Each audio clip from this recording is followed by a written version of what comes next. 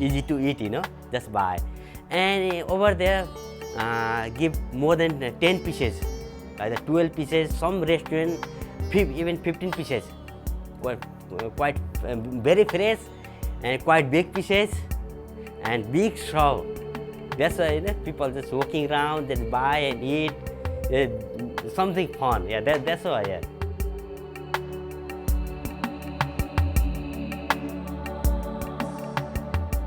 There are 2 stages to this recipe. To make the filling, you need some freshly minced chicken, garlic, ginger, onions and coriander.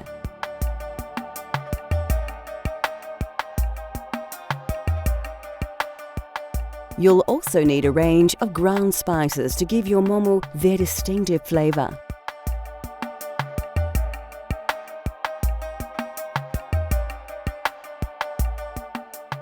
Finally, a few seasonings are added to make these Morris snacks even more mouth-watering. The dough for the momo wrappers is very easy to make and features just a few very common ingredients.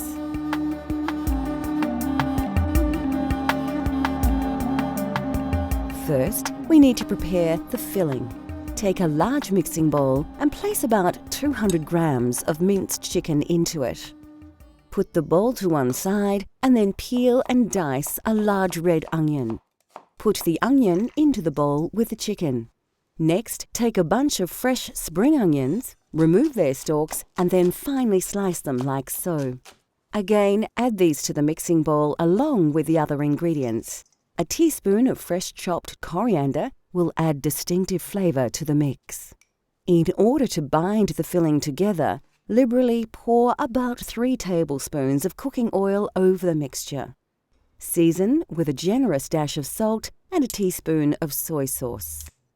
Add 1 tablespoon of curry powder, half a teaspoon of turmeric, and a full teaspoon of ground cumin seeds.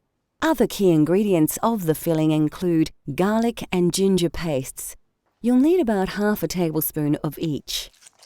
Now, mix the ingredients together well. Then cover and refrigerate while you make the dumpling wrappers. For this part of the recipe, you'll need about 200 grams of plain flour in another large mixing bowl. Slowly mix in a cup of water with your hands. Continue to knead the mixture until it begins to combine together to form a nice dough. You may need to do this for about 10 minutes before your dough is ready. Liberally sprinkle some flour onto your worktop and roll out the dough to a thickness of a few millimeters. Then, carefully pick up the dough and turn it over before rolling it again, this time until it's only 1 to 2 millimeters thick. Flour the top of the flattened dough and flip it over again. Now take an egg ring and cut out as many circles as you can. Remember to re-roll any excess dough and cut more circles. Now is the time to fill our beautiful momo dumplings. First, cover a plate with a little oil. This will prevent the dumplings from sticking. To fill, hold a wrapper in one hand and place a tablespoon of filling mixture onto it. With the other hand, bring all the edges to the center, making little pleats as you go. Pinch and twist the pleats to ensure the absolute closure of the stuffed dumpling. Place your dumplings onto the oil plate until you are ready to cook them. Fill a steamer with water and place it on your stove. Then oil the steamer rack well. This is important as it will prevent the dumplings from sticking. Place the dumplings into the steamer and allow a little space for them to expand during cooking. When your water is boiling, place the lid on the steamer rack and then place the dumplings over the boiling water for about 8 to 10 minutes. Serve your momos immediately on a plate with a generous serve of golbeda ko achar, which we will make shortly. They really are a mouth-watering and satisfying snack that's well worth the effort of making.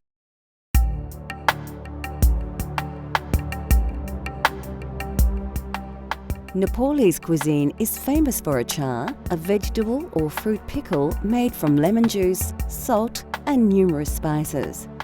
Homemade pickles became popular across Nepal in the days before refrigeration, as the fermentation process preserved food very well. There is thousands of variety of achar because different culture, different religion, different weather. And hillside, Himalayan side, they like to eat quite hot and flavored because they are very cold. And there's another side, not too cold, different religion, different people. And also achar is one good for thing in countryside. Even countryside don't have refrigerator, fridge. In city side, like 20 years, 50 years ago, they don't have fridge, anything. That's why they put some spice and then keep 2-3 days, doesn't go off. That's why they started from that achar is spicy. Now everyone used to eat, used to like. That's why more popular.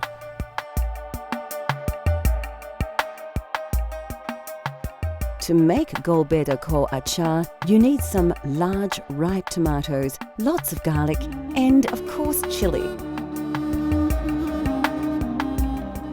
You'll also need the juice of a lemon and a bunch of coriander. Spices such as chili powder and Nepalese Timur will add an authentic flavour to your achar.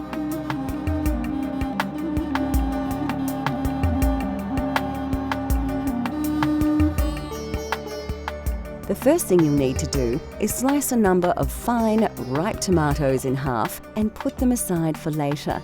You'll need to slice about 4 tomatoes in total. Next, take a small bunch of washed coriander and finely chop the leaves. Place the herbs into a small bowl. Pick up a long green chilli, remove its stalk and then chop it into sections of about 1 centimetre. Add the chilli, including the seeds, to another bowl. Now grab about 4 or 5 peeled cloves of garlic and roughly chop them into pieces. Place to one side. Now you are ready to start the cooking process.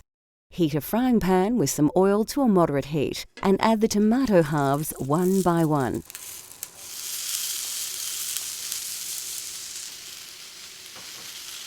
Allow them to cook a little before adding the chopped garlic.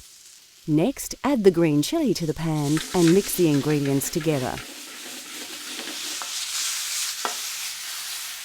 Add a teaspoon of salt and a tablespoon of Szechuan pepper, and then place the entire contents of the pan into a blender. Now add the chopped coriander and 2 tablespoons of lemon juice and blend until the ingredients reach a fine liquid consistency.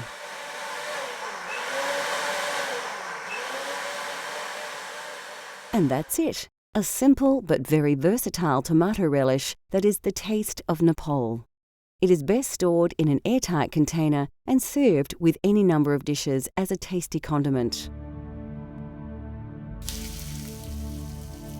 Coming up on Cultural Flavours, we discover the dish of the Nepali nation.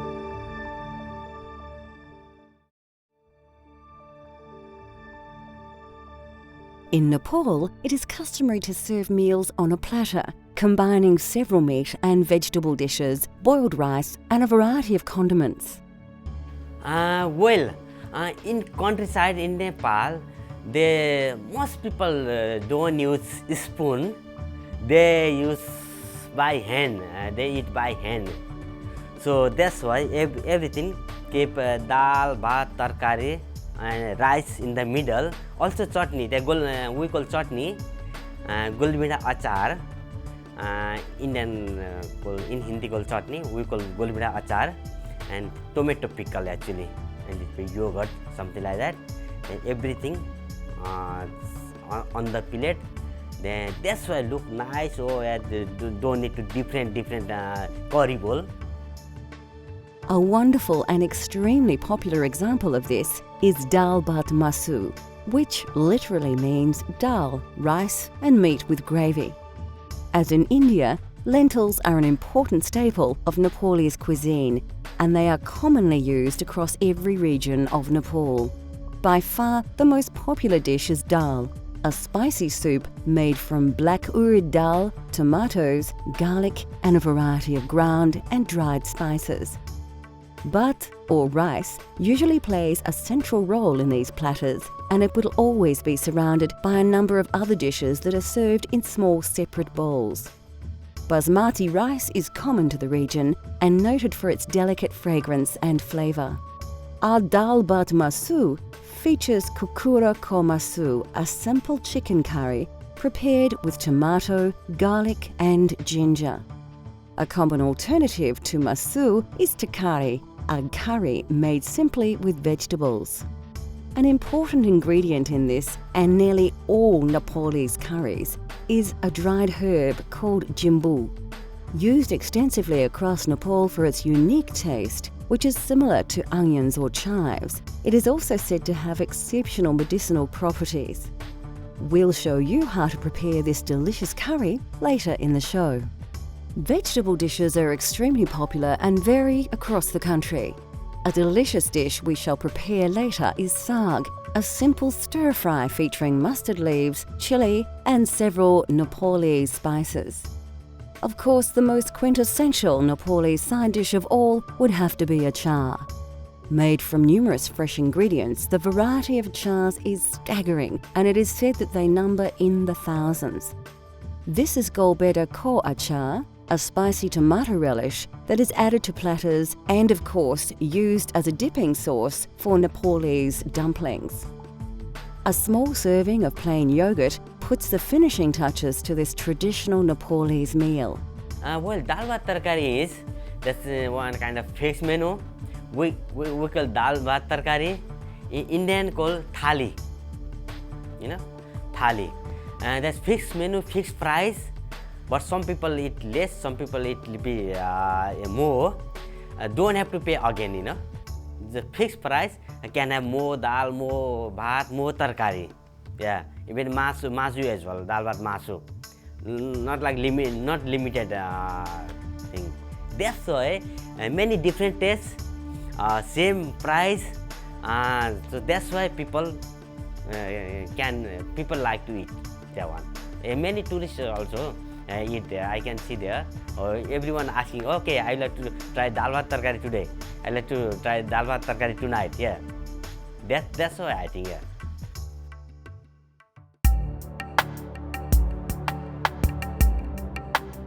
Kokura ko masu is a simple, slightly salty and lightly spiced Nepali curry made with tender pieces of chicken. The subtle flavours of this dish are very reminiscent of the foothills of the Himalaya. Well, kukra ko masu is kukra is chicken, masu is meat. Meat is masu is everything, beef, pork, chicken, beef, everything. But most of people don't eat beef. Nepali people don't eat meat. That's why different religion, also different flavor, different spices. That's why people make and people eat different. Even in Kathmandu, Nepali people, they make a meat achar, meat pickle. The Nepali people, everything, even they pray or something, they must have a meat item. Many things,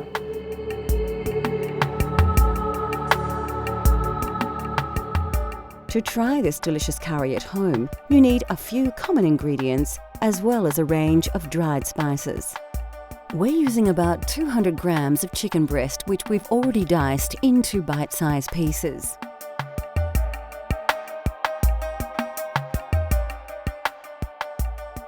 All of these spices should be available from your local supermarket, including Szechuan pepper, which has a slightly lemony flavour and is native to China. Of course, we're using mustard oil to give a truly authentic Nepali taste.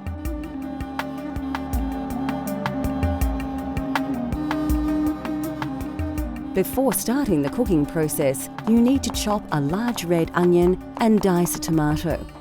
Like most curries, the secret is to start with a great paste. Pour about 4 dessert spoons of mustard oil into a large saucepan and heat to a moderate temperature. First, put about half a teaspoon of fenugreek seeds and half a teaspoon of cumin seed into the oiled pan. Quickly scoop 1 generous tablespoon of garlic and ginger paste and then add 1 red onion which has been finely chopped.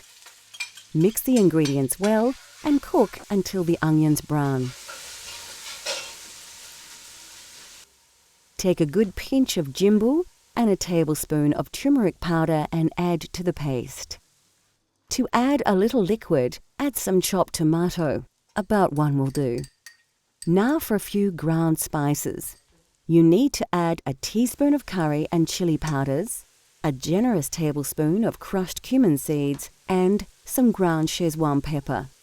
Finally, season with a large pinch of salt and then stir the paste very well, allowing the spices to release their exotic aroma. After about 3 or 4 minutes, your paste is ready and you can cook your chicken. Pour in about 200 grams of diced chicken breast and stir really well. We want to make sure that the meat is thoroughly coated with the curry paste. Then cook for another 3 or 4 minutes. Now turn the heat down low and let the curry simmer for about 4 minutes. Give your curry a good stir and then add about 2 tablespoons of coriander. At this stage, your curry sauce will be quite dry, so it's a good idea to add about 1 cup of water. Stir until cooked through, put the lid on the pan and allow to simmer until you are ready to eat. Kokura Komasu is a tasty curry that is simple to prepare. It comes straight from the foothills of the Himalaya to your very own table for you to enjoy at home. This dish is best eaten with basmati rice or roti.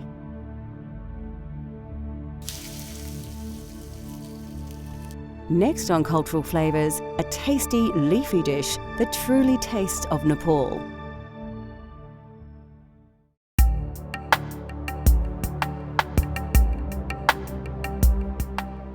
Commonly eaten across most of the Indian subcontinent, saag is a tasty curry dish made with either spinach, mustard leaves and various other greens. Mustard leaf is we call raiko saag.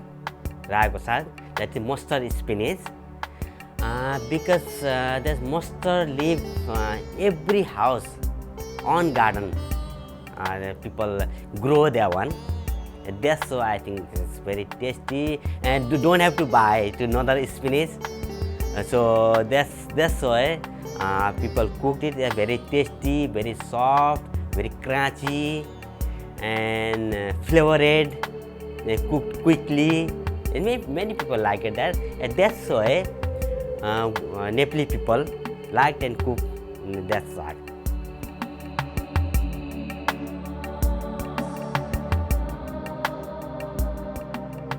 Today we will prepare an authentic Nepalese saag using fresh mustard leaves. These can be found in most Asian supermarkets, as can ghee, commonly known as clarified butter, and mustard oil, which has a hot, nutty flavour.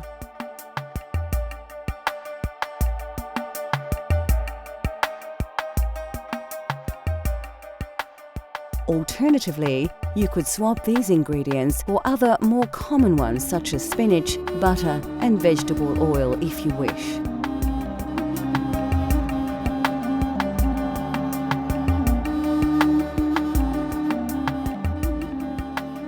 First, we need to prepare the ingredients. Grab a bunch of washed mustard leaves and roughly chop them, including the stalks and leaves as you chop. Heat some oil in a frying pan to a high heat. Add 1 whole dried red chilli and 1 pinch of cumin seeds to the oil. Scoop 1 teaspoon of chopped ginger and mix the ingredients together. Next, add about half a teaspoon of turmeric and then a good dessert spoon of ghee. Let the butter warm through before adding the mustard leaves.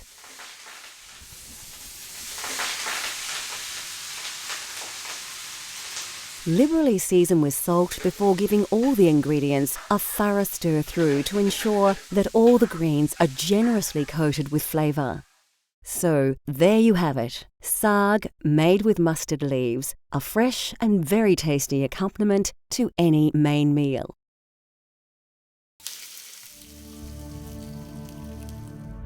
we hope we have uncovered the mystery of the local cuisine in the Nepalese high country. It is a food of many influences and flavours, yet it still maintains its own unique tastes and style. The food of Nepal relies greatly upon the produce that is readily available and in season, and its dishes have been greatly influenced by the diverse cultures and geography of the region. It is, of course, a cuisine that is well worth exploring just as much as the mountains that dominate its landscape. Cultural Flavours continues to explore the world through the diversity of food. From Nepal to Japan, France to Korea, let Cultural Flavours take you on a gastronomic journey so you can experience the tastes of the globe at home.